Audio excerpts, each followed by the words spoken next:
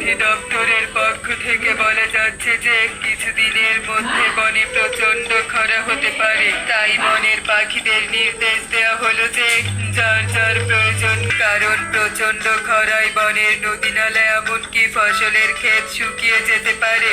একটি বিশেষ ঘোষণা, একটি বিশেষ ঘোষণা। বনে ঈগল যখন এভাবে মাইকিং করে বেরোচ্ছিল, ঠিক ওই সময় বনের পাখিরা একটা গাছের ডালে বসে সেই ঘোষণা শুনতে পায় আর বলে, শুনেছো সবাই, শুনেছো ওই ঈগল কি মাইকিং করে গেল? হায় হায়, বনের পাখিরা খরা মোকাবেলায় এবার আমরা কি করব?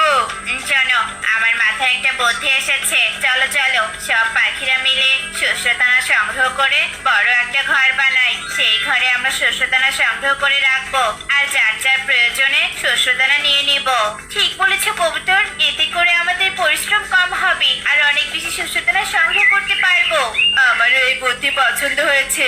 শস্যদানা সংগ্রহ করার আগে আমাদের শস্যদানা সংগ্রহ করে রাখার ঘর বানাতে হবে। চলো চলো, একটা জায়গার খোঁজ করি আর ঘর বানানোর কার্যক্রম শুরু করি। চলো চলো।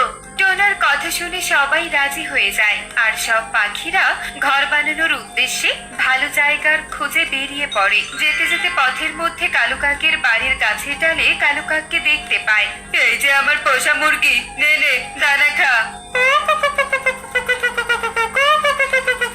ওই দেখো কালু কাক, তার বদলে কাজ করুক। ঠিক ঠিক, চলো সবাই কালুর কাছে চলো, ওকেও সাথে নেই।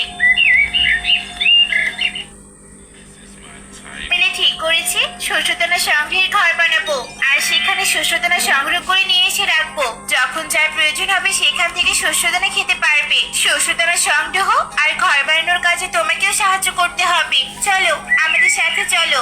না না, আমি এসব কাজ করতে পারবো না। যা যা, তোরা কাজ কর গিয়ে। তোকে তো যেতেই হবে, চল আমাদের সাথে চল বলছি। সব পাখিরা কালু কাককে জোর করতে থাকে আর অনিচ্ছা সত্ত্বেও কালু কাক সব পাখিদের সাথে চলে যায়।